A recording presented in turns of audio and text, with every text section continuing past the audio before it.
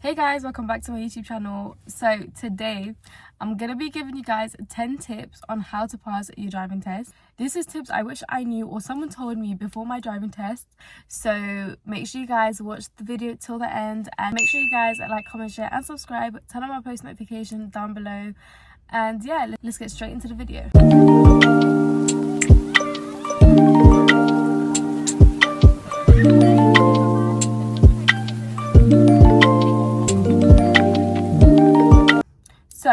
So let's get straight into the tips. So tip number one is watch YouTube videos. So I never actually knew this, like no one actually told me, and I found it out myself because I'm such like a YouTube girly. Like I love any question I have, I don't even go on Google, I go straight on YouTube. But anyways, what I did is I went on YouTube and I wrote test routes. So my test was in Mill Hill, and so what I did, I wrote Mill Hill test routes, and then the test routes would come up on YouTube, and it's basically, it will give you an insight of what might come up on your test.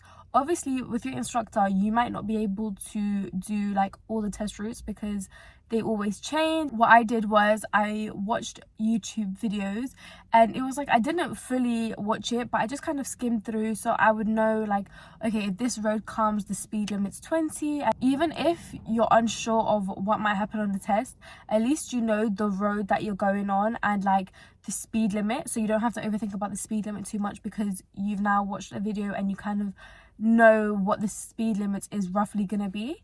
So that's what I did. So I watched YouTube video. You can literally just go on YouTube and write your test center and test routes. As you can see, so many came up for Mill Hill, and so that's what I did. I literally just wrote test routes and it came up. So that would be tip number one. Tip number two would be, don't tell anyone before your driving test.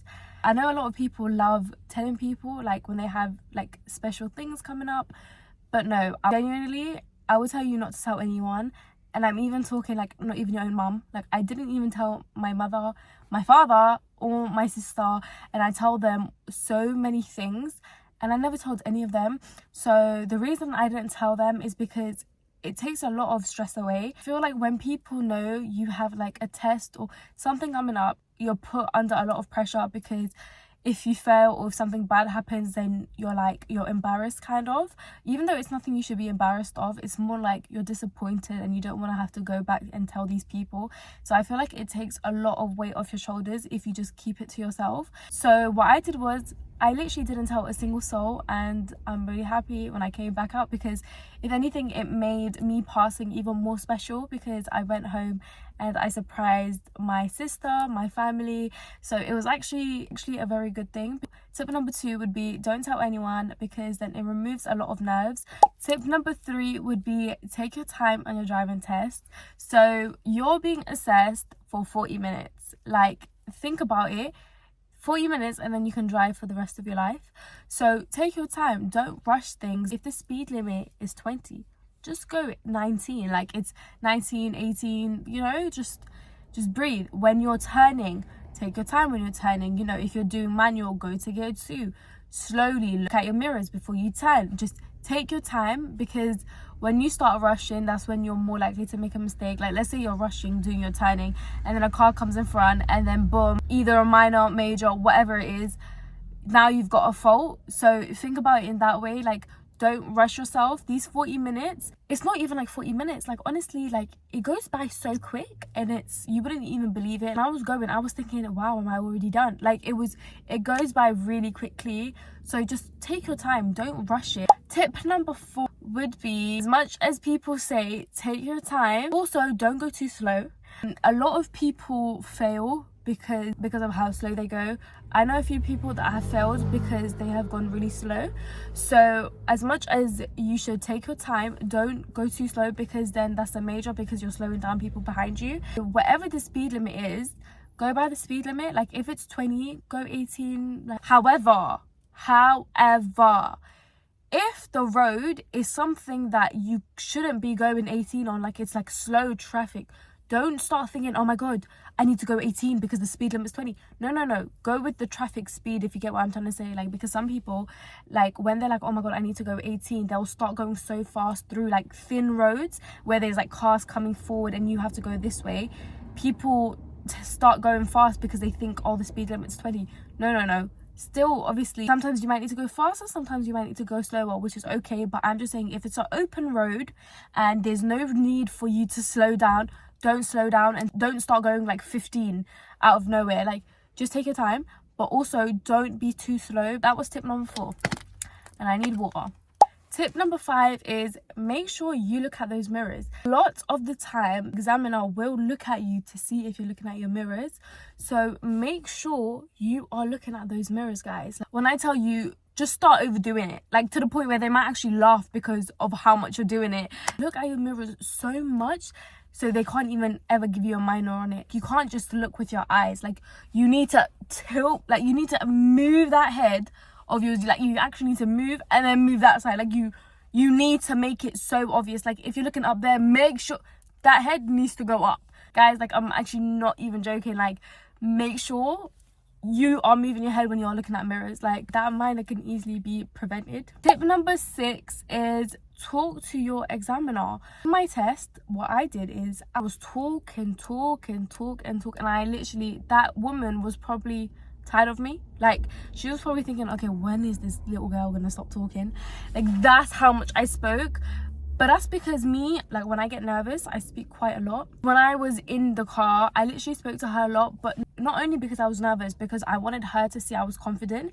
If she can see, okay, she can talk and she can drive, it already gives them a good impression that they can trust you. Because the thing that you want the most is you want the examiner to feel like they can trust you. You want them to think, okay, like, I can sit back a bit and I know she can drive. Obviously, still concentrate, like, make sure you're concentrating.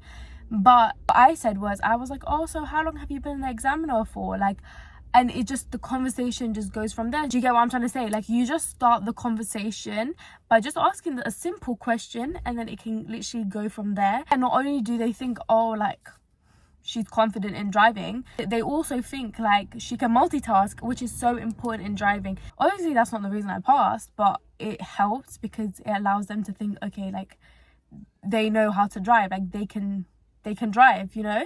So that's tip number 6.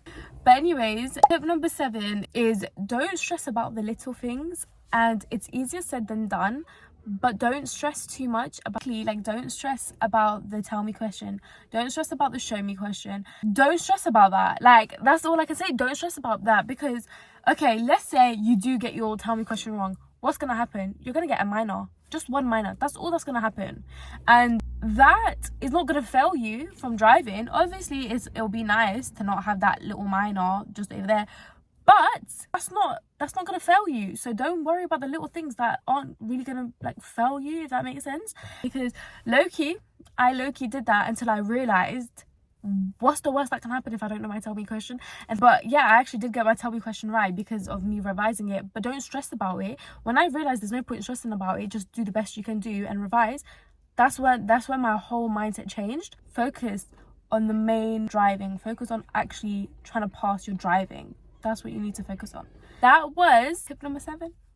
I think I'm right. I need to go back and watch what tip that was because I don't remember. Okay, so tip number 8, if there is something you are struggling on, then work on it. So, for example, let's say you're not really good with hills, which me, because I was obviously doing manual, I struggled a little bit on hills. So what I did was, instead of just neglecting it and trying to put it to the side and not trying to focus on it, and I said, no, I need to learn how to do these hills, because regardless if you need it now for the test or if you need it in the future, you need to know how to do it. It doesn't matter if it's just not for your test. Like, guys, you need to know how to do the things that you're afraid of. It's still doable, but at the start when I was learning, I hated hills, guys. I hated it. So what I did was I practiced those hills. I said there was one hill that I hated the most. It was on Page Street, and I literally remember it so vividly because I hated this hill, guys. And I told my instructor, let's go to the hill. I said, I know I'm probably gonna stop there and I'm probably gonna think, what am I doing with my life? But it's better that I face this and not just, like, you know, let it slide and say, no, it's okay, I'll do it at a later date. No. If you don't know something, practice it there and then, and try to, like, just basically overcome that fear or that that struggle. Also, do you guys want to know what happened on my test? Like I told you guys, I hated hills. What I did was, obviously I told him, let's go, let's go, let's go. I practiced that hill so many times that I was so confident in it. So if it was to come on my driving test, I was like, hands up, I've got this, like I can do it. And I kid you not, that hill came on my driving test. It might be a roundabout, guys. Your roundabout, you might hate roundabouts, but guess what? You might get apex corner. You might get that roundabout that you hate. So practice it until you're like, if I get it, I'm good. So that's what I did. Next, I am on tip number 9. So tip number 9 is kind of like tip number 8. It's make sure you know all your maneuvers. There are 6 maneuvers. So it's forward bay to the right, forward bay to the left, reverse bay to the left, reverse bay to the right, parallel parking, and then pull over to the right, which is the 6th. So those are the 6 maneuvers. It's very important for you guys to know your maneuvers, because that is one thing that you're 100% going to get. You're 100% going to get either one of these 6. And it's so important for you to know every single one, because you don't know which one you're going to get. And it can be a potential major if you do get it wrong. Okay, last but not least, tip number 10. So tip number 10 is practice test routes. So obviously on your test, there's going to be like certain routes that you're going to go on. Obviously your test is a test route that people do know of. So make sure you ask your instructor to take you on test route. I would say do test routes, because then you have a feel of what you might get on the test. You'll be able to understand, okay, this is how it is. I need to watch out for buses. I need to watch out for zebra crossing. It allows you to understand what might come up on your test. So there's, I think, 14 test routes, and it changes like every 6 months. I'm not too sure, but ask your instructor to take you on these different routes. You don't have to cover every single one of them, but it's just the idea of how these roads might look, because it's in one specific area. For example, Mill Hill is a specific area. All the test routes are going to be similar. When I say do test routes, try do it on similar timings of your test. So for example, if your test is at 12 p.m, ask your driving instructor to take you to like these test routes at 12, so you can basically see how the roads might be at the specific time. Okay, so that was tip number 10. So that is all the tips, and I'm going to give you one last bonus tip, which is do mock tests. So the reason I say do mock tests is because you're basically in a position as if you're in a actual test, because your instructor won't speak to you, he won't communicate with you, he won't tell you what to do. He will basically be acting like an examiner, and he will be noting it down. And I think it gives you a good practice, because it helps you understand, okay, I'm on my own. Like, it gives you a feel of, yeah, I'm literally on my own, because your instructor will always still help you on your lessons. If he is not helping you on your lessons, and if he's just like staying quiet on your mock test, it helps you understand, like, oh my god, this is how it's actually going to be on my test. So make sure you do mock tests, because it gives you a feel of how the real test may be. These were my 11-ish tips for your driving tests. I hope this video helped you guys. Comment down below if it helped you guys. If you guys have more tips, comment it down below so other people can read it. And yeah, comment any video suggestions you guys have. Make sure you guys like, comment, share and subscribe. Turn on my post notification down below, and see you guys in the next video.